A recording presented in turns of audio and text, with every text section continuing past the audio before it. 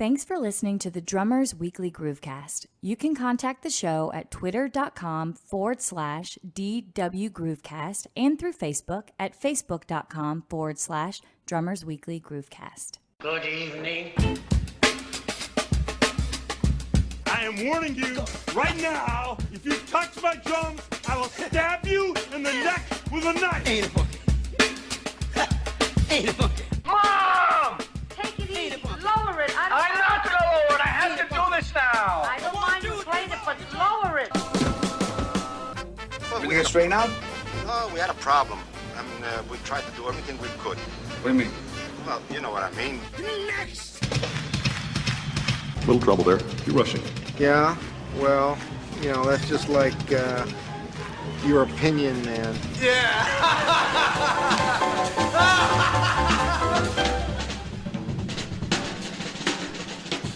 Happy anniversary to all of our folks out in Groovecast Nation. Or should I say happy Castiversary Groovecast Nation, or should I say happy Grooveversary? You get it. But congratulations to us. That's right, us. We couldn't have done it without you. Then again, yes, we could have done it without you, but it wouldn't have been nearly as much fun. We love you guys. We love our power listeners. We know there's some of you out there that subscribe to us, listen to us every week, and we love it. We appreciate it. We appreciate you folks to no end. Now, if you're new and it's your first time listening to us, welcome aboard, sailor. Grab that mop and bucket. Get ready to swab the deck. Get ready to be red-pilled into drumming truthdom. But needless to say, we really do appreciate you guys. We really, really do. We look forward to hearing from you, too. We appreciate all the nice emails and Facebook communications and tweets and retweets and shares and all the good reviews. We really do appreciate it.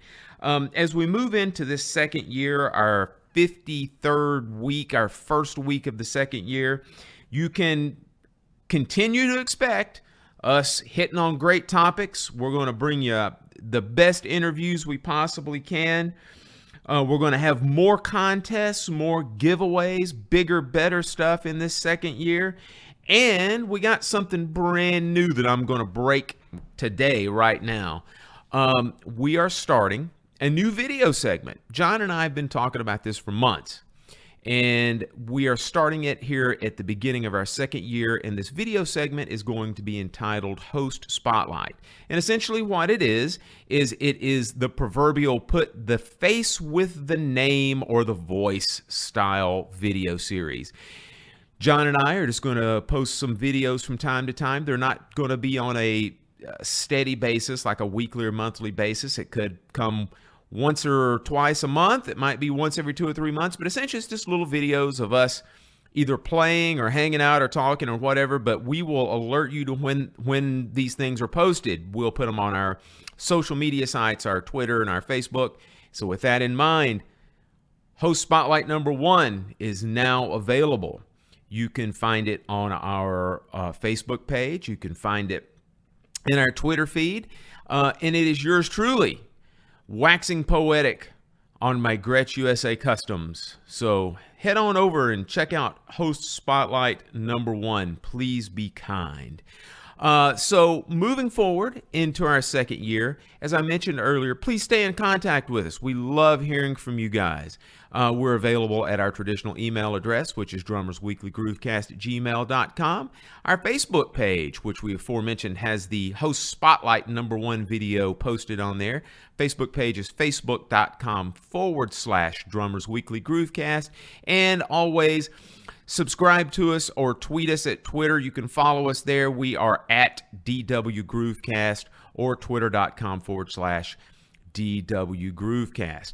At the end of this show, we will be announcing the winners of our 1-year anniversary Monk Drum giveaway. So as soon as the interview's over, don't tune out. Make sure you come back so you can hear who won the 2 prizes. All right, enough of the palaver. Moving forward for part 2 with our interview with John DeChristopher.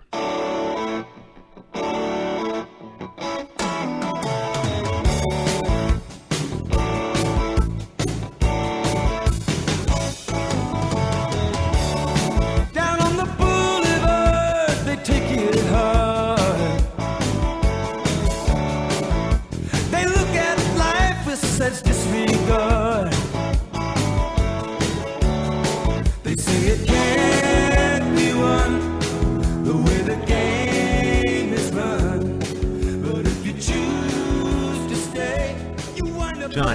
So now you got the gig and you're in artist relations up there. Somewhere along the way, you mentioned that Lennie's going to like hand you the keys or whatnot. And so I'm sure that there's, you're looking at this artist roster and you're looking at these legendary names that are on there. Somewhere along the line, you have to introduce yourself to these folks, right? Yeah. So did you literally sit down one day and start making phone calls as far as, okay, I got to call Buddy Rich? Oh, no, that would have been after Buddy died. But I've got to call Tony Williams. I've got to call Elvin Jones, that kind of thing. Tell us about, did you have any kind of interesting interactions with these folks? That's exactly what I did. I had a list of all the artists, and within the first sort of couple of weeks, I made in terms of, I still had other responsibilities. I had artists coming in and helping pick cymbals and going out to see other people coming through town. It was leading up to the summer months, and back then, the local shed, there were shows like literally 5 to 6 nights a week that I was down there, and I got to tell you, by the end of that summer, I was kind of wondering if I'd made the right decision, because we were about to have my daughter, my second child, and I was out so much, and I was fried. I mean, the idea of going out to see a band and how fun that is, that wore off within a matter of weeks of doing it every night, going right from the office at 5 o'clock, 4:30, bringing cymbals, hanging out with the guy afterward, driving home an hour, and then going back to the office the next day and doing it all over again. So, but yeah, in the course of that time, the people that I wasn't meeting in person, I was calling, and some of them I already knew. And I want to say there was probably even a letter sent to everybody saying, we have a new person now, feel free to give them a call. But I made my way through, and the vast majority of them, when I actually could get them on the phone, or if I left them a message and they called back, were like, hey, that's great. So what's Lennie up to? And I would tell them, Lennie's still here. You'll still see Lennie, and you can still talk to Lennie. I mean, you don't have to call me if you need something, but I am here. And there were some guys that already knew me from DW and from Simmons, so I sort of became their guy. And then there were some guys that would call both of us, maybe ask for Lennie and then ask for me or something, in that situation. But the first time I met Tony Williams, I'd had Tony to Wurlitzer when I worked there in the early 80s as for a clinic. And I had very little interaction because he was sort of in and out, did the clinic and, was gone. So I'll just sort of skip around a little bit. When I started in 1989, Zildjian had bought a drumstick factory in Alabama, in Moundville, Alabama, just outside of Tuscaloosa. And for 3 years, we'd been making drumsticks. We were buying them from Vader initially, and I think even Capella down in New Jersey was making some sticks. And the decision was made to buy our own factory around 1988, 89. And Armin personally asked me if I would be the person in charge of drumsticks. So I don't know if you guys are aware of that, but in addition to my artist relations responsibilities, I was also the drumstick product manager, marketing manager. And part of that responsibility was designing models, certainly signing new drumstick artists, the advertising, the marketing, the sort of overall overseeing the product itself.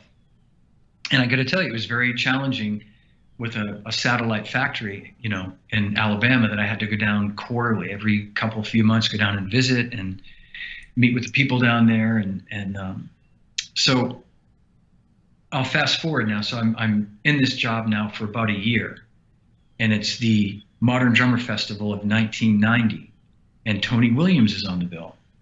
And I had said to Armin before I went down there to the MD Festival and to Lennie, I said, I'm going to talk to Tony Williams. I don't really know him, but I'm going to talk to him about playing our sticks, because he doesn't endorse Vic Firth or Promark or Regal Tip. He's seems to be a free agent. And Lennie said to me, Lennie wasn't going to be going to the festival that year for whatever reason. He said, well, Johnny, just keep in mind Tony. I forget what he said, but basically, his drum tech's name is Lee Ethier. And I had talked to Lee a couple of times, and he said, just talk to Lee and make sure it's cool to talk to Tony. He might have family there. He might not really want to get into it. But I got the green light. So I get down there, and Tony knew I was there and wanted to talk about sticks. So he was great. It was, I think, before the show, and we chatted for a little while. And he said, when I'm done, I'll give you a pair of my sticks, and if you can make these, I'd be interested in talking to you. And I said, it'd be a royalty. You would be our first signature drumstick. All the other companies are doing it. You have this relationship with Zildjian, and we thought, why not have Tony be our first guy? And he liked that idea. So unfortunately, he had a little bit of a rough day, and that he played great, played amazingly, but he went a little bit long. And at the MD Festival, they used to flash this red light to say your time is up, and he kept playing, and the crowd was going crazy because he was the closer of the show. And red light Tony Williams. John, it gets worse. Oh.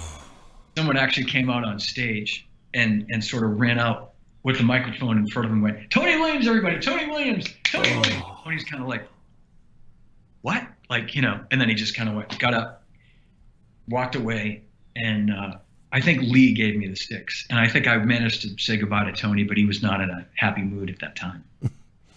And understandably. So anyway, that was in September of 1990, and by January of 91, we had introduced our first signature stick, which was the Tony Williams signature drumstick. Zildjian Artist Series model, came up with the name Artist Series.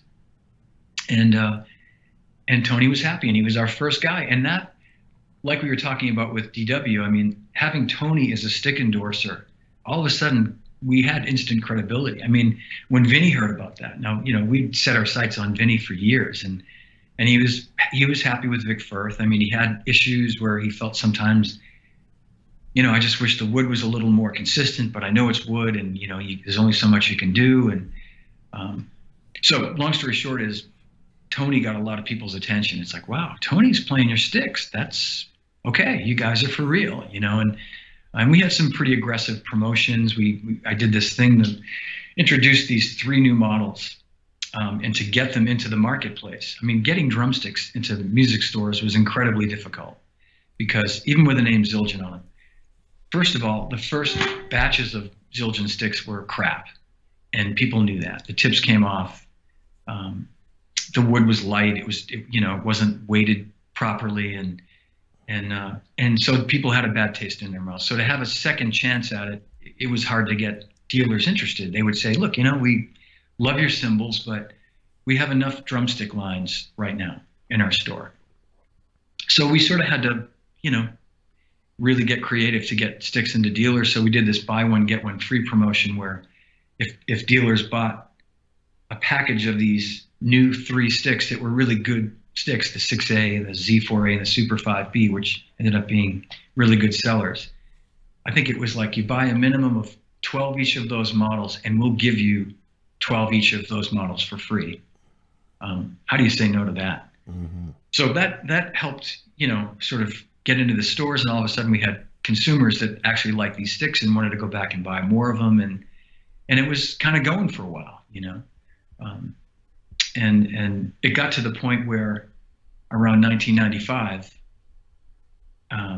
they said to me, okay, the stick thing it's going now to the point where you either need to spend all your time on that, or we'll have to get someone else to do that and have you focus on artist relations and some of these other things that we're doing. So, in that sort of interim time of when I had taken on drumsticks in, 1989, 1990, a couple of years, I think I left this out, a couple of years into my position at Zildjian, I was also promoted to director of artist relations. So I was now in charge of the whole artist program. Lennie had made the sort of official transition over to education, and I now had the office on the West Coast and in the UK, the European office, reporting into me.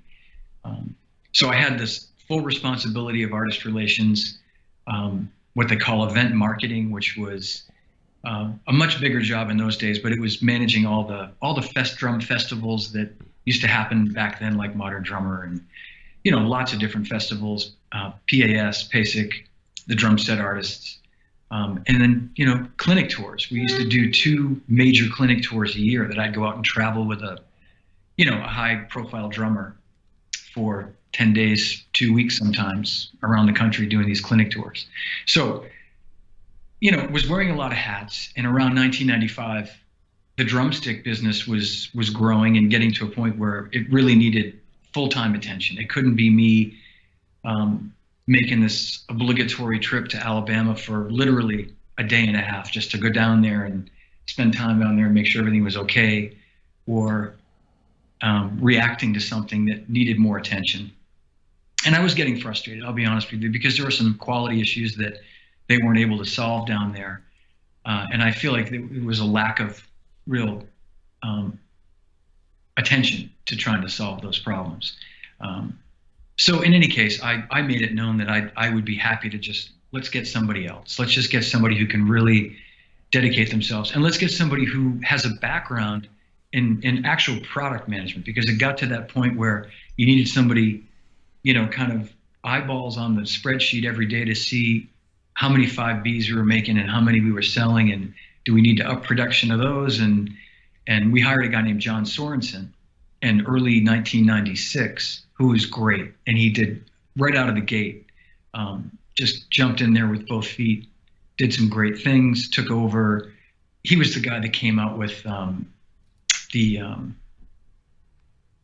gosh, I can't even think of the rod, like the multi-rod, yeah.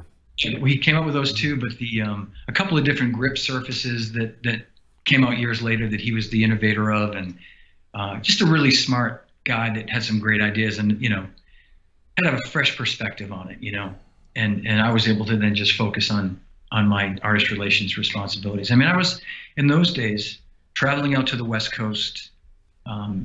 Every few months, I'd go out there for 3-4 days at a time and just meet with guys and touchy-feely kind of stuff. You want to be able to sit there and talk face to face to Peter Erskine or to Vinnie Colaiuta, and just not have it all be. That's how we'd always done things. Maybe Lennie didn't travel to the West Coast that much, but I felt there was always a need to be more than just a phone call away from these guys. Maybe just be a little bit more social. Go out and have a nice dinner. Bring your wife, bring your girlfriend, whatever. John, a quick question. I want to go back just briefly about clinics. You were mentioning that you had done some clinics. You'd been out on the road with some different artists. Tell the folks what it's basically like to try to put a clinic together because people have got to get paid. And I know that sometimes that clinics are put together as a joint offering between several different companies. Give us a kind of just a basic example of how that might happen. That's exactly how we would always do it. I mean, it would be a co-op with the drum company, the stick company, if it wasn't Zildjian, drumhead company. A lot of times you'd have Shure or one of the microphone companies involved. Even sometimes you'd have Hudson Music or a publishing company like Hal Leonard in for $100. But a lot of things have happened. I've been gone now. I mean, I resigned 4.5 years ago, and I don't think Zildjian's done any clinic tours since I left there. But even in the last year or two that I was there, they were becoming more difficult to sort of manage in terms of dealer interest, because it was costing dealers more money to do them. And that was largely due to the manufacturers pulling back their support. So I'll back up and I'll say in the glory days, we would basically, all the companies collectively would fund it. And the dealer would only have to cover the cost of maybe a hotel room for the night. So we'd come through Memphis, go to Jim Pettit's place down at Memphis Drum Shop, and Jim would put Tony Williams or somebody up in a hotel for the night. I'd be traveling on Zildjian's dime, and his fee would be covered by DW, by us, by all the different companies. And when you pick the right artist, the companies are willing to come in and spend the money. It was always difficult with the smaller companies coming up with. You try to get them to come up with an equal share. But I would resign myself to the fact that you're never going to get, before Zildjian bought Vic Firth, and they were for a long time a competitor, you're never going to get Vic Firth to come up with an equal share that Zildjian's going to put in. Mm-hmm. And I accepted that after a while. It's like, you know what? and I got a lot of grief from my company for that. They'd say, look, all these other companies have to put in an equal amount. This isn't right. But you know what? It is right, because we're going to sell a set of cymbals. At a minimum, we're going to ask the dealer to buy Tony or Keith Carlock or somebody's cymbal setup. They're going to spend X $100, even at their net cost.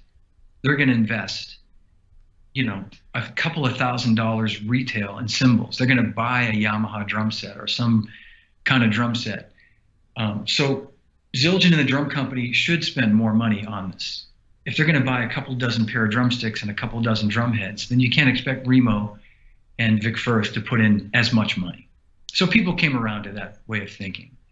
And in those days, the traveling was still fairly reasonable, and I'd get with it. I mean, I would do this all myself. I would get with a travel agent, but I'd sit down with the reps and I'd map out a tour, and I'd say, we're going to start in Boston, or we're going to start somewhere and work our way west. We'll finish at West LA Music, or we'll finish at Pro Drum Shop in Hollywood, and we'll hit 8 or 10 stores along the way. We'll do like a tour, like a band would tour. We'll do 3 days on and 1 day off. Sometimes we do no days off. If I could get Dennis Chambers, Dennis would say to me, I've got 10 days in this period. And he's a good example, or Greg Bissonette. And those guys only got paid for the days they did clinics. And they would much rather work every day than have a day off. And if they're making $1,000 or $1,500, they'd rather be, it's definitely you're humping it when you're flying from place to place, getting up at 5 o'clock in the morning with a bag of cymbals and a bag, and you're going through security, and then you're flying maybe an hour and a half to the next city, and your rep picks you up, and maybe you have time to go to the hotel and drop your stuff. But sometimes you go right to the store and you set up, and it's 4 o'clock in the afternoon, 4:30, you eat something quick, and then the clinic's at 7. You know what I mean? And you get done having dinner with the dealer, it's 12 o'clock, go back to the hotel, and you're up the next day at 5 or 5:30. So, I mean, it's that kind of a thing. But anyway, we would string it together with a travel agent so that it made the most sense travel-wise in terms of costs. And when you amortize the cost of, it might be a couple of $1,000 for the flight, but divide that by 10 stores, it's like $200 a dealer. So it's not that expensive. So it made sense financially in those days. And what started to change it, there were a few different factors. It was Zildjian and drum companies and a lot of people basically saying, okay, from now on, the most we're going to spend on a clinic is X number of dollars. We're only going to spend $300 tops. And if Zildjian and DW or Zildjian and whatever drum company only spend that much, or Sabian or anybody, and then the drumstick company and the head company pay $150, all of a sudden you're never going to make the math work. You're never going to ask the dealer's never going to pick up that extra $500 or $600 difference. And that's what started to happen. And then couple that with the fact that I think consumers started to lose interest. I mean, you started to see, unless it's a really big name guy. If I was talking to Vinny Colaiuta last week about a project that he's working on and a project that I'm working on. And, oftentimes we used to talk about him going out and doing a clinic tour, but more of like a masterclass type thing with a small number of people that pay, a good amount of money to see, because it's Vinny. And he was asking me, he's like, yeah, but it seems like nobody even really wants to go to these things anymore. I said, there's only a handful of people and you're one of them. And I know that you've created enough of a market by not doing them, that if you did decide, and I said, and I'm not trying to talk you into anything. Those days are gone. But if you ever were, so anyway, it's just one of the things that I've been doing is looking at this idea of online clinics or online master classes, and working with some people to do that and helping a few people. And I know that's definitely becoming a thing now. So yeah, it's like a pay-per-view kind of thing. You could just get into some. And if it's done right, yeah. So but it's changed a lot. It really has changed a lot. That whole kind of way that whole system worked for a long time it doesn't. I think that model probably doesn't exist anymore. But it was a fun model while it lasted, because we had some, I think it and I say that in from the standpoint of it being great for dealers. I mean, the dealer used to sell a lot of product if they did it right. The artists always enjoyed it. They enjoyed being out on the road and meeting people and doing clinics and working, and it was always good for Zildjian to be driving these things, to have myself or someone out there in a store meeting consumers, nothing tops the Mission from GAD tours that we did. Oh yeah, those were bus tours. We went out and, for 2 or 3 weeks at a time with Steve, and it was a self-contained unit, and they were huge. It was hundreds of people every night, and it was a real special thing. And I'm thankful that we did those at the right time. Well, that kind of is a perfect segue, John, talking about the project that you're thinking about doing. It certainly seems like in so many ways that technology has killed a lot of this, including even the way we do business and retail anymore as well. And so, with the advent of things like YouTube, where literally somebody can go on and type in Steve Gadd Clinic, they can find something like that, and they can watch it on their computer or on their phone while they're on a bus, going downtown, or whatever. So now you were still at Zildjian at the time as this technology boom started happening. How did that affect the way that you started doing business from a standpoint of an artist relations manager, and as you just climbed the ladder within Zildjian? Well, you mean like YouTube and that sort of thing, or just technology in terms of? Well, John, even from the standpoint of, you were talking about brick and mortar retailers, you then started having the advent of online retailers that were selling Zildjian as well. So you had to, even from the standpoint of like Zildjian's website, about how, the input you might have had with that. Yeah, I mean, when I think back to certainly the early origins of the website, I wrote most of the bios for the drummers for the artists that we had on there. It's funny, I haven't been on their website in a long time, but I know even up until it had gone through many iterations over the years, from the 90s when we first built the site to when I left there in 2013. And it was funny to see that a lot of the stuff had managed to stay there, had managed to, they kept a lot of it, and even I think after I left there, I'd gone on there and seen some of the bios were still the stuff which is good. I mean, it's, you don't need to change something for the sake of changing it. But yeah, I mean, technology has definitely changed a lot of that. And to answer your question, Phil, about, online stores versus brick and mortar, to me, the clinic program was a great example of how we could differentiate between those customers. And we would obviously you can't do a clinic at an online store, but to me, the benefit of being a brick and mortar store like a 5-star drum shop was, we're going to give you a Steve Gadd clinic. I think we did one of the 3 U.S. tours that we did. I think we only did one Steve Gadd tour at a Sam Ash, and I don't know that we ever did a Guitar Center. I think we did not do one deliberately, because we wanted to say to our independent drum shops, this is our way of support. This is one way of us supporting you. It's a tough thing when you've got these superpower, chain stores and online stores that are kind of making it difficult for the little guys. So you want to be able to give those little guys something exclusive and unique. And I would always try to gear. The last clinic tour that I did in the spring of 2012 was with Keith Carlock. And Keith's star had already certainly risen at that point, but it was still kind of rising. I mean, from the standpoint of, he hadn't really done a real clinic tour with us, and the appetite was definitely there for him. I mean, it was sort of everything all coming together at the right time. He just moved over to Gretsch. They were very anxious to get him out there on their product.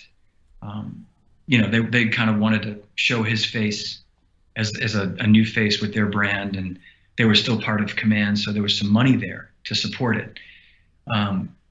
So I mean, I would say that it sort of ended on a high note, so to speak, because I think we did about 2 weeks of clinics, and every one of them was, great turnout, great, and it restored my faith in it. I thought, you know what, it does show you that there still is enough interest. Probably 10 years ago, you could get someone maybe not as high profile as Keith and get that many people because it was a drum clinic and because, you'd see families, you guys I'm sure have seen that. It used to be you'd do a clinic in a little mom and pop store and you'd have like mom and dad and little 6-year-old Timmy there with his sticks in his hand, and it was great. And afterward, you'd give him a T-shirt and talk to him and that sort of changed. But I think I felt there's still enough of an interest if it's the right drummer, if it's the real diehard drum enthusiasts will come out and see someone in person. They don't necessarily want to watch it on their computer screen on YouTube. Yeah, and there's just some bragging rights to that too that we all still just on a human level enjoy having. I saw Gad, you didn't. I think there's, like you said, with the right people, I think so. You just got to say, hey man, I was there. It was awesome. I mean, I'm old school. I get really tired looking at a YouTube video after 3 or 4 minutes. I've kind of had enough of it. It's just not, if I'm in the room with somebody and I'm feeling the energy of that person and I'm able to talk to them, even if I'm a consumer, if I'm just there to watch it, but just a wholly different experience. Yeah. And I accept the fact that people prefer it the other way, and that's fine too. But yeah, I mean, technology has certainly changed a lot of that. And to answer your question, I know that since I've left Zildjian, things are a lot different now in terms of how they view their online business, and they're certainly moving more in that direction. And I do know, I don't think it's a secret, that they feel that's the future, and it probably is. That at some point, you'll probably see a shift to where there's more of that and less of it going through. Even you probably won't have sales reps; it'll be going through dealers, just almost as an Amazon transaction, so to speak. Mm-hmm. Well, John, I don't know if there's anyone more qualified to get into this, but we've seen forever, the myths, the misperceptions, misconceptions of endorsements.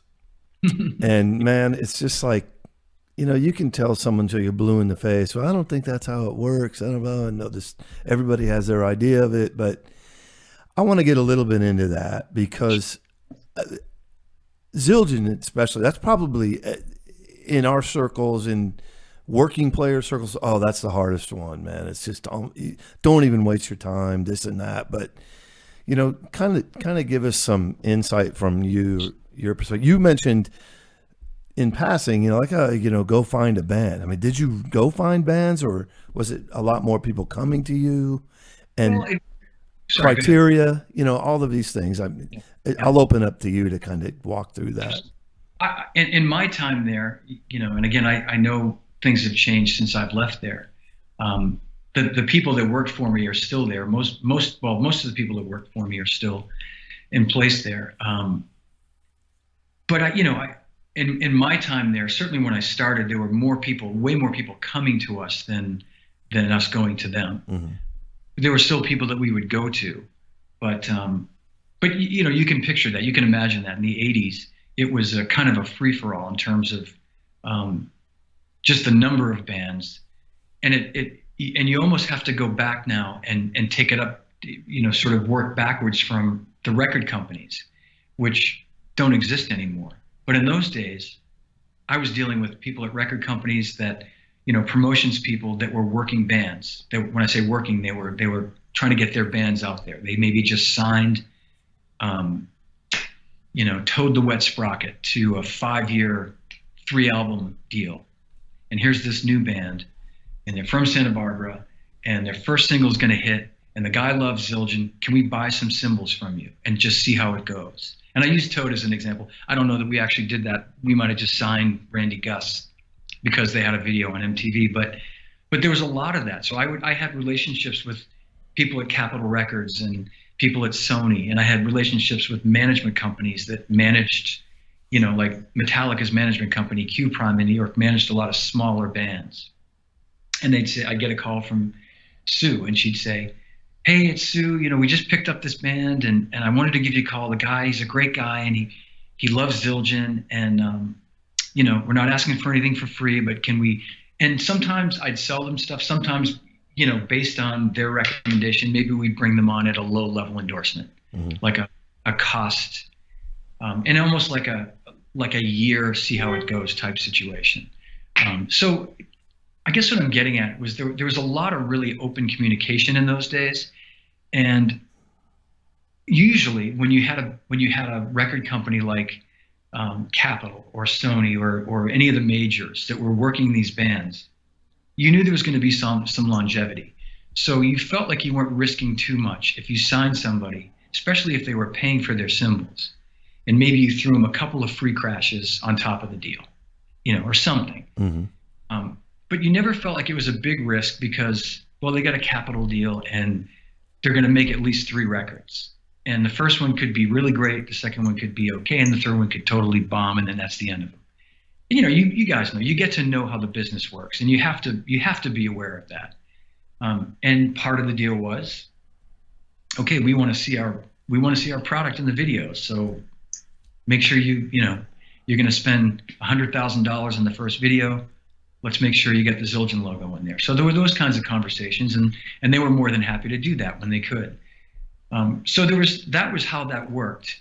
And in some cases you were competing, or you were not bidding, but you might have someone saying, well, actually Sabian's, they could be bluffing, or they could be for real. They could say, well, I appreciate you willing to do that for me, selling me cymbals at 60% off, but Sabian's actually going to give me a whole set for free. So then you have to make the call. And I lost a couple of guys, I'll admit that. I mean, early on, I would just kind of go, you know what, I don't know. We just signed on these other guys, and I'm not feeling it. So if you're gonna play hardball, so to speak, and that's it's going to come down to getting free cymbals from this company versus being with Zildjian, the brand leader, blah blah blah, and having to pay for them. If you're going to choose that free deal, then I understand that. And a couple of times that happened, and they did. And sometimes they went on to do some pretty good things, and sometimes they were gone in a year or two. And and you try not to let your feelings get hurt when that happens. And then there were cases where there were bands, I'll use like Soundgarden as an example, where I feel like we had to pursue Matt. I mean, Matt Cameron, he's not a guy that's out there, trying to shop an endorsement deal. He's a pretty laid back, a pure guy, a guy with a lot of soul, who I think he was using some Zildjians and was tickled at the idea that we'd be interested in working with him.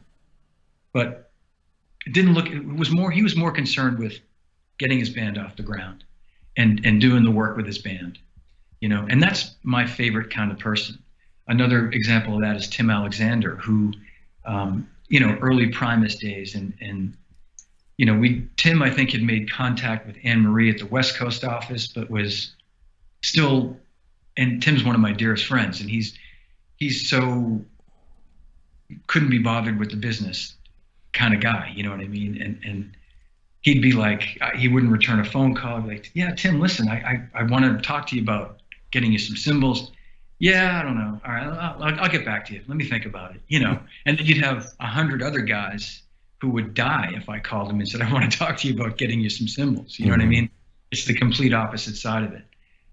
So there were those situations where you had to be selective about who you were going to target personally, and then of all the hundreds of packages that were coming through the door every week, which ones really made it to the top. And sometimes it could be as easy as, okay, they have a video on MTV right now, and they got a hit song on the radio, so let's give it a try.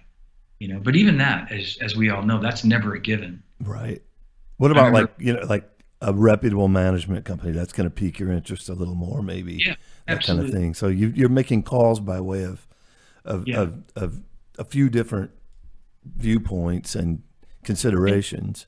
And always, I always try to let my inner drummer guide me too. I mean, if the guy was a good drummer or girl, that had to weigh in. It couldn't just be because they're a hot band right now. And I mean, we got a lot of flack from Ricky Rocket back in those days, and Ricky's turned out to be a pretty good drummer. I think he's really worked at it later on, but early on, he was more a part of that whole scene,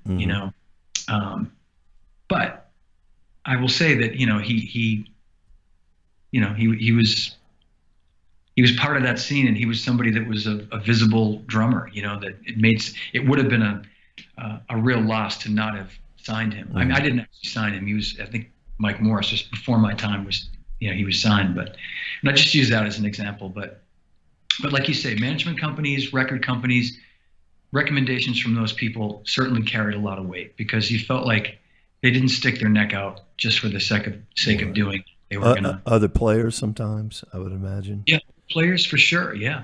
And I remember going to see the Black Crowes opening for Aerosmith in Boston in 1990, and their record had just come out, and one of the songs was on the radio. And I remember seeing Steve Gorman play, and he had been playing drums. We chatted after the show, after his set, for, I don't know, half an hour. And it was the first, he still talks about it. It was the first time we met.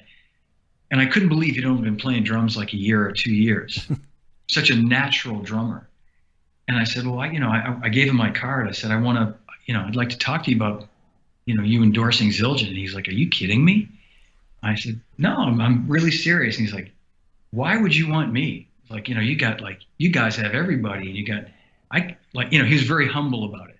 And to this day, we're the best of friends, but I saw this potential in him as a, he's a band drummer, but he's somebody that had something very special and natural about him as a drummer, that I felt like it fit the criteria of what we wanted Zildjian to have, Awesome. John, while we're talking about misconceptions, like that misconceptions of endorsements and how the real world actually views endorsements from your side of things, something else that our listeners find absolutely fascinating that we discovered from our trip down to Gretsch is we asked Paul Cooper some things just about his factory, about the employees and that sort of thing.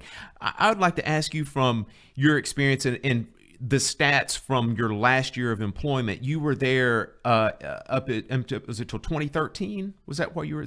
Right, until I left in January of 13, yeah. Yeah, I'd like to ask you just a few questions about Zildjian, and if you could give us the numbers on roughly how many, for example, the first question would be, how many employees did Zildjian have your last year? Okay, that's a good question. It was a lot less than when I started there. I shouldn't say a lot, but it was fewer. And the Zildjian part of it, I'd say there were probably, maybe 80, less than 100, including the factory, all the offices around the world, the main office in Norwell. And Phil, that's a guess. I'm thinking that's probably pretty close. The reason I'm asking this is to give you a little bit of the distortion of reality. When we did the Gretsch interview, and there's under 20 people that work for Paul down in Ridgeland. I literally had listeners saying, man, we thought that there were like 750 people in this factory, and 800. So this is why I'm asking these questions. Now, next question. Paul does the job of 750 people. He absolutely does. How many, in your last year, how many cymbals did Zildjian actually make? I honestly don't know. I really don't know. And if I did know, I probably could get in trouble if I told you. Okay. Or maybe not. I don't know. It might even be information that's out there. But I'll be honest with you. From 2008 on, after the whole market collapse, I mean, Zildjian, like everybody else, was affected pretty significantly by that change, by probably 20% or more. I mean, the whole industry-wide, the whole business was affected, and Zildjian was not immune to that. And I'll just say, I remember people in like 2009, as everybody was sort of scraping, including Zildjian, to sort of get back on their feet, and people would say to me, well, you guys, probably weren't even affected by that. And I'd say, are you kidding me? Of course we were. I mean, think about it. Think about who buys cymbals. I mean, in terms of consumers, forget the artist side of it, but the actual people that go into music stores and buy cymbals. I mean, think of how many people now won't be doing that because they don't have a job. I mean, it all comes down to, you know, if Tommy's dad gets laid off, Tommy's not going to get cymbals for Christmas that year. It's that simple. And we felt it immediately. So, you know, the company had experienced a lot of growth and, you know, good steady growth in the cymbal business. And I'd say everybody was at the time. It wasn't that we were getting a bigger share of the market. It pretty much had probably topped out at around 60%, 50 even, 50 something, which is huge, But when you're used to having 65% and you're down to 50 something, you feel like we're losing market share. But the reality is that anybody, you know, Vic Firth probably has I don't know what they have, 30 something percent market share of the drumstick business. And they're happy as can be, you know. But anyway, I'm using that as an example. But from 2008 onward, or 2009, you know, things really changed in terms of cutting costs and just trying to, you know, sort of dial back expenses and how we ran the company. So what I'm getting at, Phil, in a long-winded answer, is I'm really not sure where we landed on that last year that I was there, but there had been a shift over the years of the B8 sheet bronze cymbals versus the cast cymbals. Used to be they were a much smaller part of the business. Certainly when I started, and then into, you know, as years went on, they you know, sort of started to catch up to the point where they probably are more now than what the cast business is, or at least half, but maybe more. And that's a trend that probably everybody's feeling as well, you know. Got you. So to this day, it's probably your best guess that the B8, the sheet bronze, or the intermediate and beginner cymbals are outselling the cast or the professional cymbals. That would be, you know, and if I'm wrong, I stand corrected. I'm the first one to admit I don't have all the answers, but yeah, I would venture a guess that is indeed kind of where that market is now. Of the cast cymbals, what is the regular A Zildjian line still, or is it the best selling series? No, I would say the A Custom. A Customs. A Custom had become the best-selling cymbal within a relatively short amount of time. They were introduced in 1991, early 1992, and I would venture a guess that within 5 years they were outselling A's. They certainly are now. I'd be willing to bet that. And I'll tell you what, this is, and I'm glad you asked that, and I'll give you a little personal opinion on that. That should have never happened. The A series were ignored for a long time. You know, I was a real thorn in people's side for a number of years, complaining about the A's, because the A Customs came about because Vinny came to the factory wanting to get some A's when he was going on tour with Sting in 1990, and couldn't find any A's that he liked. They were too heavy. They were too clangy. They were being made differently, and they'd lost that sparkle and that sound that they had. And so that sort of became this idea, well, let's try to make something that you like. And it evolved over a period of a couple of days there, and then months later into the A Customs. And all of a sudden the A Customs were their own unique sound. It was a different sound than the A's, and different than what Zildjian made at the time. And it was a overnight sensation. You know, it became a huge success.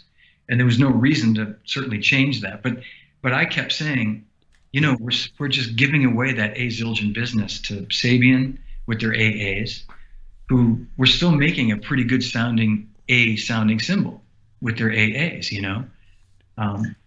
And I'll just throw this out there as well. What started to happen was the regular K series. All the endorsers, all the artists started wanting to play those cymbals.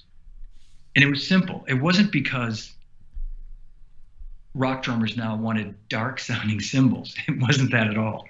The K's sounded more like A's. Mm-hmm. Yeah. The K's were being made the same way the A's were being made. There was more time and more care being put in those. The lathing, the hammering, and they were sounding not exactly like, but when you think about what A's from the 60s and even the late 70s sounded like, they were thinner, they were a warmer sounding but still sparkly sounding cymbal. Shimmery, little transparencies. And that's what the K crashes started to sound like. Yeah. So you start seeing all these rock drummers going, yeah, I don't want to play the A's anymore. I want to play K's. And inside the building, that people started thinking, wow, there's a trend. There's a change now. People went, no, there's no change. They want the same sound they've always wanted. We're just putting a different letter on the cymbal that they want. Yeah, I'm living proof of that. Me too. They were too heavy, and I was like, I can't play these, and moved on to. I've always been a Zildjian guy, but moved on to the K's, and now that you pointed out, it's like, yeah, like when I was younger, I had crashes that sound a lot like my K's do now, so it makes perfect sense.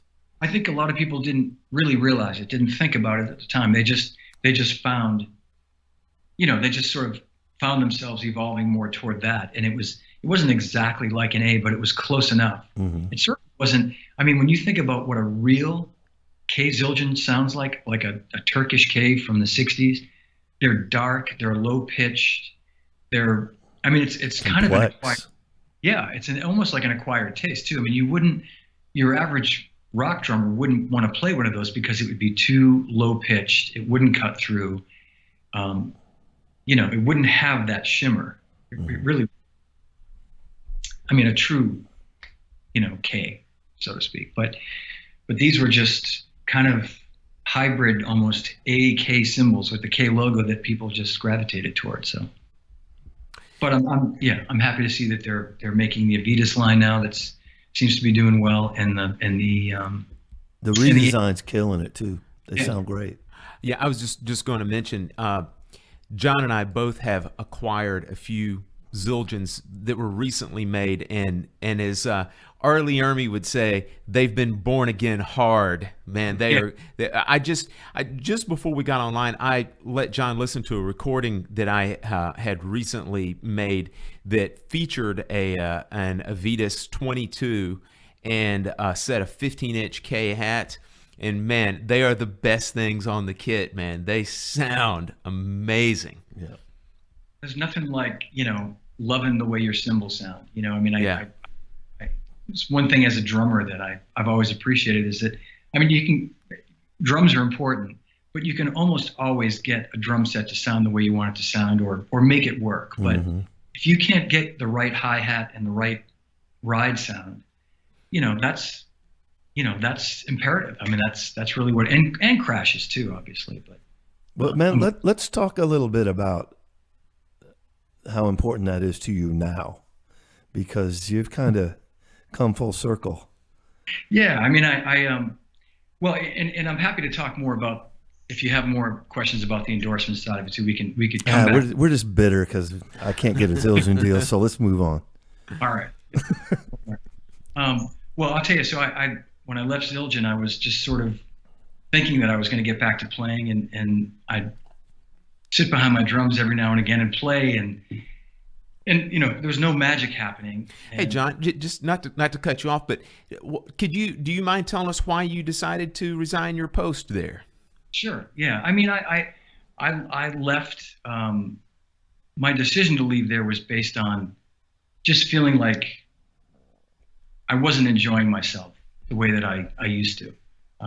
There were a lot of changes that were happening there. There were some people there that had sort of come into these positions now that were making a lot of decisions that I no longer had any control over, that I maybe once had control over.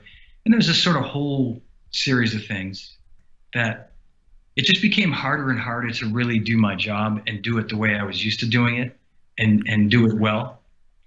And I looked at it like, I could hang in here, and I could, to quote Lennie DiMuzio, wait out the 3-year shuffle or whatever it might be until, this person that's come in with this great idea moves on, and then we can go back to doing work the way we used to do it.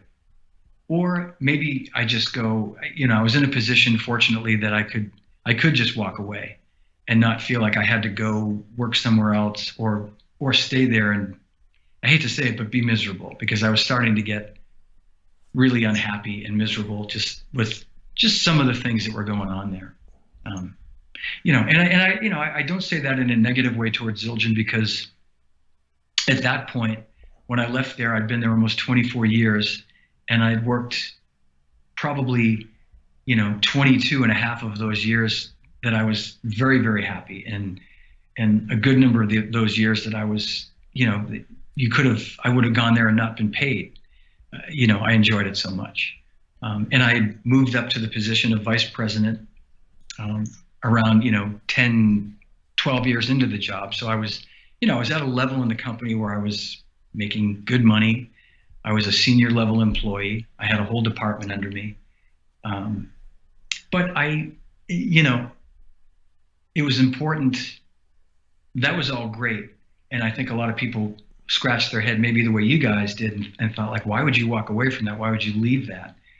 But it was never all about that. I mean, certainly the financial part of it was important, because I needed to provide for my family and put my kids through college and all that, which I was fortunate to do. But I still wanted to have satisfaction, and I still wanted to feel like I was getting something out of what I was doing.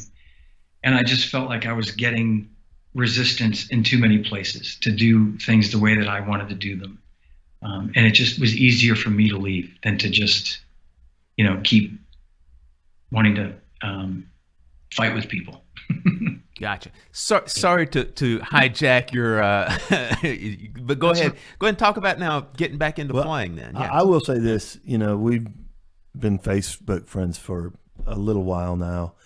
And the one thing that I get out of your presence is you're just really excited to play again, man. And, we as lifers, that's all we've done. And there are times when we feel the same way you did at Zildjian, and sometimes we have to sort of deal with the 3-year shuffle, because the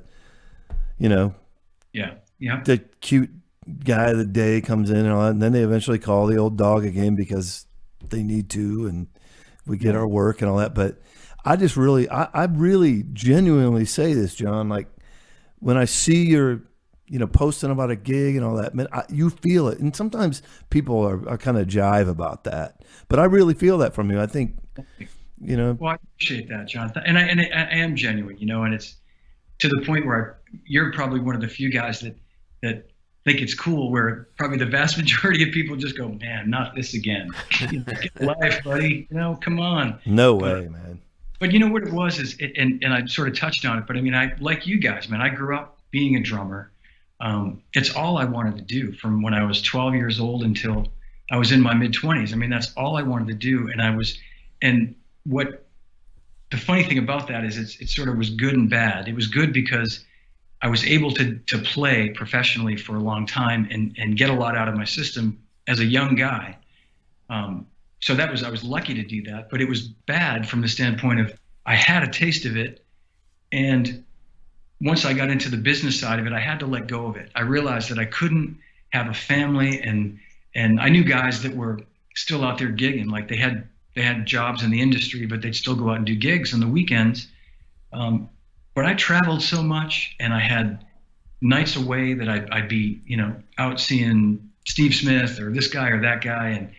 And if I had that weekend free, the last thing I'd want to do is go out and do a gig. It's like, oh man, I got a Saturday off. I want to be home. You know what I mean?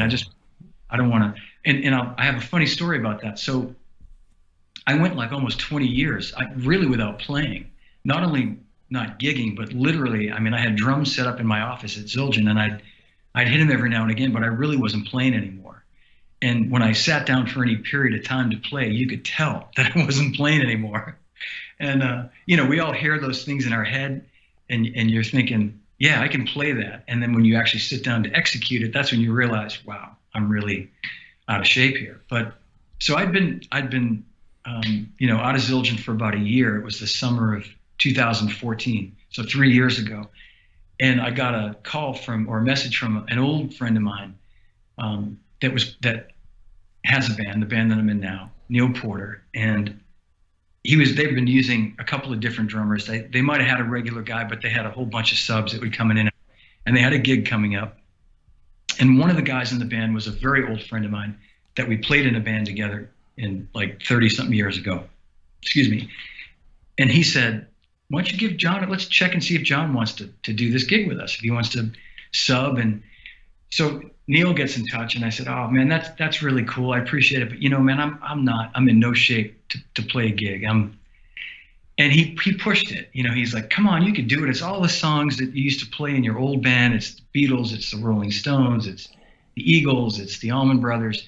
You could. And I'm like, yeah, but you don't understand. I'm not the John from 30 years ago that I could have stepped in and done the gig, but even those easy songs I would have trouble with. I was being really, maybe a little too hard on myself, but he sent me a song list, and I looked at it, and I thought, man, these songs are great. These are all the songs I'd want to play. So what I'm getting at in a long-winded way is I said, okay, I'll do the gig.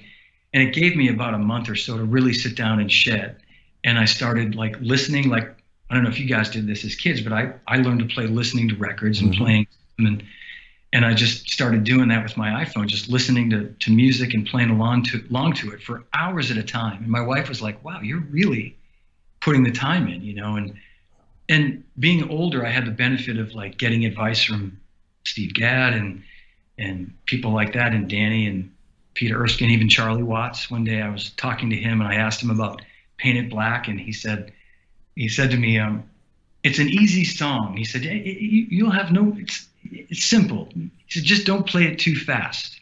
And he was right. I said, because it's easy to play that, to sort of just run away with that, with the tempo of that song, But anyway, I just tried to use what little talent I had and all the resources around me to try to pull it together and really, start over again, so to speak. And I did, and did this gig, and it was great. I had the best time. And then they had all these other gigs booked, and all of a sudden I was in the band. I mean, it sort of happened that way. And that was, like I say, almost 3 years ago. And it's only made my desire stronger. Like I practice as much as I can, maybe not every day, but several days a week, a few days a week. When I'm watching TV now, I almost always have a pair of sticks and a practice pad. And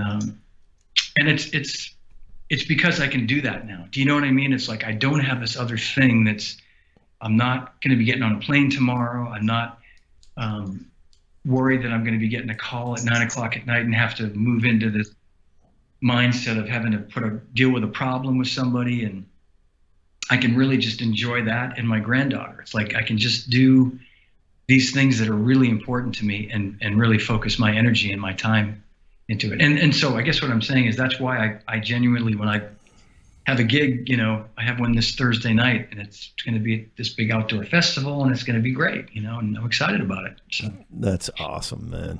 Yeah.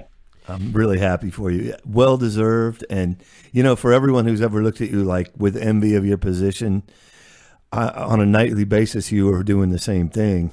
All of your friends playing these great gigs, and you're like, at your core, that's what you love to do and want to do.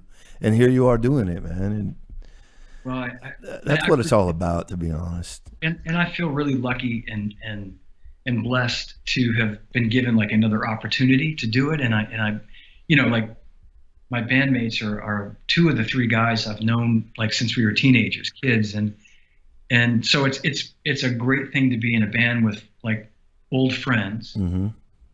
That you respect, and they're great musicians, and we have this little saying within the band that's like, who's better than us? Like, we get, at the end of the night, we're divvying up the cash, $100, $150 each or something, and we're laughing, going, can you believe this? We actually got paid to do this tonight, and the funny thing is, and I don't mean to sound, I don't want this to sound, I don't think you'll take it in any sort of condescending way, but I've told the guys, it's like, when I had my old job at Zildjian, if I had a free Saturday night and you said to me, we'll pay you $150 to do this gig with us, I'd say no. It's not worth it. I'd rather be home.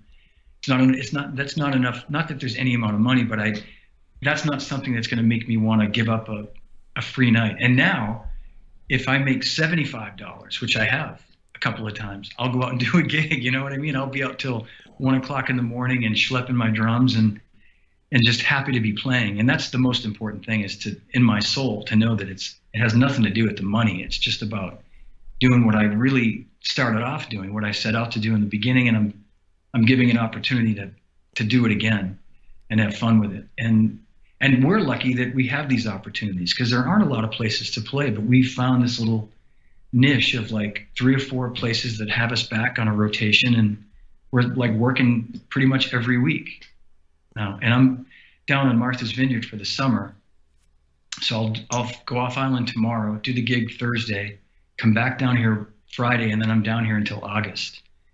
And we've cleared the calendar for July. I'll do a couple of gigs in August back home, and then come back down until September. And then we'll pick it up again in September. And they're all good with that. They, take a little break and,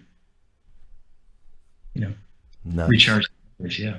Man, that's awesome, man. Living the life. Yeah, I was going to say we're about to power down and let you get on with your life, man, up at Martha's Vineyard. But I wanted to ask you before we start, miserable as it may be, start finishing some things up. Is there anything, I love it there. I'm just being. Is there anything that you want to either promote or something else you would like to talk about? Well, you guys had mentioned, I a few years ago I started representing some drummers, and it's just been a little thing to keep my toe in the water. It started off as just a little side venture business. I was doing some consulting for a couple of drum companies to sort of help them with their marketing and their artist programs. And it led into Steve Gadd asking me to help him with some things, and then Peter, and then Danny Serafin and Rick Murata. So I've got this company called Viper Representation. And to be honest with you, I want to keep it very small. I know people listening can't see my hands right now, but you guys can see I've got them about 10 inches apart, meaning like I just want to keep it I'm not looking to take on more guys. I'm flattered that many drummers have reached out and asked me to manage them, but I don't want to get into a situation where I'm spending every minute of every day doing that again, So that's just another thing that I'm doing. And I have a granddaughter who just turned 2, and if I could spend every day and every minute with her, I'd do that over anything. But unfortunately, she lives a little bit too far away to do that, but we see her a lot. And, I'm just, like I say, I enjoy being connected to the business. I stay in touch with a lot of the drummers that I have, had long relationships with. And it's a nice feeling to know that. And I knew when I left Zildjian, I was going to do that. I didn't just say it. I mean, I told, a lot of these guys, like, look, I'm not going to be here anymore, but we're, as far as I'm concerned, our friendship continues. And if you need me for anything, I'll always be there. And I do get calls and from a lot of guys that want to bounce ideas off me. And as I said, that led to like this thing with Steve, and more of a formal relationship with Steve and Peter and Danny and Rick. But, Greg Bissonette's a good friend, and Steve Smith and Dennis Chambers and Vinny, and a whole bunch of guys that I stay in touch with. And I don't have an official business relationship with, but I'm happy to help them if they have questions about things. John, do you do things like negotiate contracts or help them out with other business dealings? Is that essentially what you're doing for them? I do some of that. Yep, I do. And in some cases, with Peter, I'll just quickly say with Peter, more than any of the guys, I'll negotiate an appearance that he might be making with an orchestra in Japan. He'll get contacted through his website that has my business email address.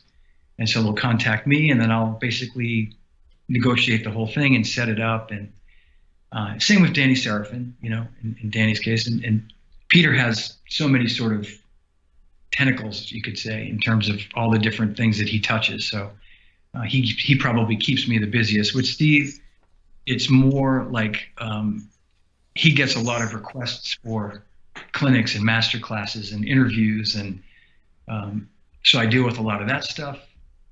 I was involved with his record a couple of years ago and helping market that, and his 70 and Strong record, and designed the artwork for the Bulldog logo and things like that. So a friend of mine, Gary Greenberg, actually put that together, but it was he and I that came up with the concept of it. So anyway, yeah, it's different things. And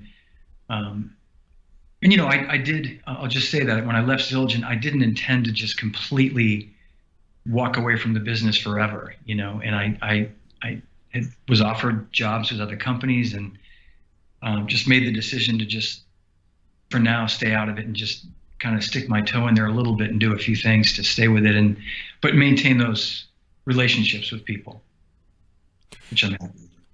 Gotcha. Well, John, you've been absolutely fantastic, man. You've not balked at a thing that we've asked. So we appreciate it, man. We appreciate the amount of time that you spent with us. To carry on with Drummers Weekly Groovecast tradition, though, before we let you go, we like to have a little bit of fun. Okay. And we do a thing that we've been doing with virtually all of our guests. We call it the Drummers Weekly Groovecast Rorschach test. And essentially what it is I have a list of 20 questions, and it's just really quick yes or no or short answer questions. Okay. And like, for example, I might say Coke or Pepsi, and you would say whatever your choice is. So we like to... Can I say neither? You could say neither, absolutely. Right. So I'm going to go ahead and start the clock, and then you just don't think about these answers, just rattle them off. You ready? Okay. Okay, here we go. Wood tip or nylon tip? Oh, wood tip, all the way. Boston or Los Angeles? Boston's my home. LA a little while. Weckl or Caliuta? Oh man, I didn't see that one. I'm innocent on this one. All right, I got to go with Vinny only because he's my Italian brother and we love cannolis. Good answer. Scullers or Regatta Bar? I'm going to lean toward Regatta Bar on that one. NAMM, summer or winter? Oh, winter, hands down. Dogs or cats? Dogs. I have many cats, but I'm a dog guy. DW, collectors or workshop?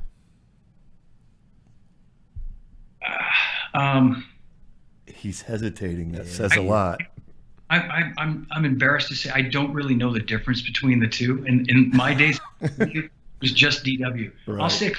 I'll say collectors. Gotcha. ESPN, love them or hate them? Love them. Zildjian myth, true or false? Is there a special endorser stock? Technically, no. And I can elaborate, or I can just leave it at that. Leave it at that. I've been to the West, and I think there is. To the West Coast? To the West. I've been to the Zildjian West before. I don't know if there's a bad sounding cymbal in there. Well, that is an endorser office only. So right. Technically, but in Norwell, there is not a artist stock. Gotcha. A's or K's? A's. Good A's. Dealer pain in the ass quotient, mom and pop stores or mega stores? You know the answer to that one. I do. Don't say anything. PCs or Macs? Mac all the way. Snare drum, metal or wood? Oh, that's the hardest question yet. I'm going to go with metal. Giving away tickets, Red Sox, Bruins, Celtics, or Pats? What I'd most easily give up? Yes. Bruins. Name a great recorded cymbal sound. Oh, boy. Take 5. What is your sleeper vintage drum kit? It has to be one answer only? One answer. One answer. Sleeper. Underrated. My Peacock Satin Flame kit. Gretsch. 72. Gotcha. What's your favorite drum set method book? Ted Reed's Syncopation. Good. Nantucket or Martha's Vineyard? I think we know the answer. Yeah. He's invested. All right. Boston Rock Act. Aerosmith or the band Boston? Aerosmith. Last question. You call Zildjian. you have to have someone there at the factory pick out a cymbal for you. Whose ears do you trust?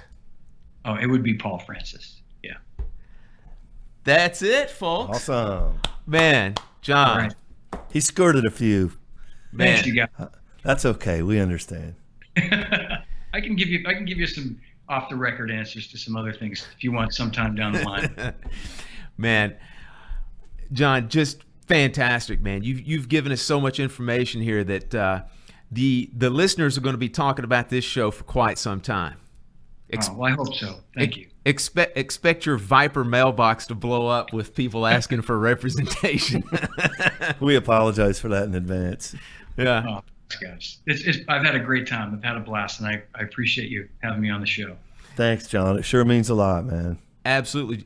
John, say goodbye to the good folks out in Groovecast Nation.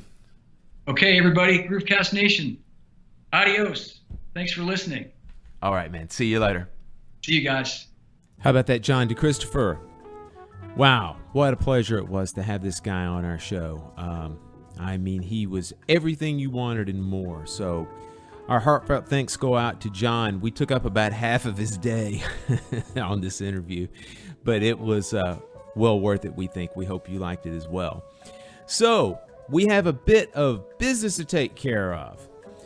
We've been hyping it all along, and the results are in honor of our 1-year anniversary. We recently conducted a drawing for 2 prizes from the Monk Drum Company. The video proof is on our Facebook page, just facebook.com/Drummers Weekly Groovecast. You can see the results live. Our winners, our first prize winner of a 10-inch original Monk drum, Ian Brazizzle. Congratulations, Ian Brazizzle. And second prize, which was a set of Monk drum bongos, goes to DB Radamacu. Love the rudimental name there, brother. All right, so there's our winners. We will be doing more contests in the future, so please stay tuned. All right, moving on. Once again, you have heard us talk about it a little bit and have seen mentions on our social media, but I would like to remind everyone that we have started a new video segment in conjunction with our 2nd year of production. We are doing an intermittent video segment. We're going to just periodically publish them whenever the mojo hits us, whenever we have time to do it. We have these little videos we're putting out called Host Spotlight. Host Spotlight number 1, featuring yours truly, has been posted on Drummers Weekly Groovecast. It was also picked up by the folks up at Regal Tip, our friends up in Niagara Falls. They put it on their social media as well. It's just a quick, about a 3.5-4 minute video clip of me doing a little bit of playing. You get to hear some of that great Gretsch sound on the video. But John and I are going to be doing these periodically just to give everyone out there that doesn't personally know us a little bit of information about how we play. You can put the proverbial face with the voice or the face with the name. So make sure you go by our Facebook page, check out our Host Spotlight number 1.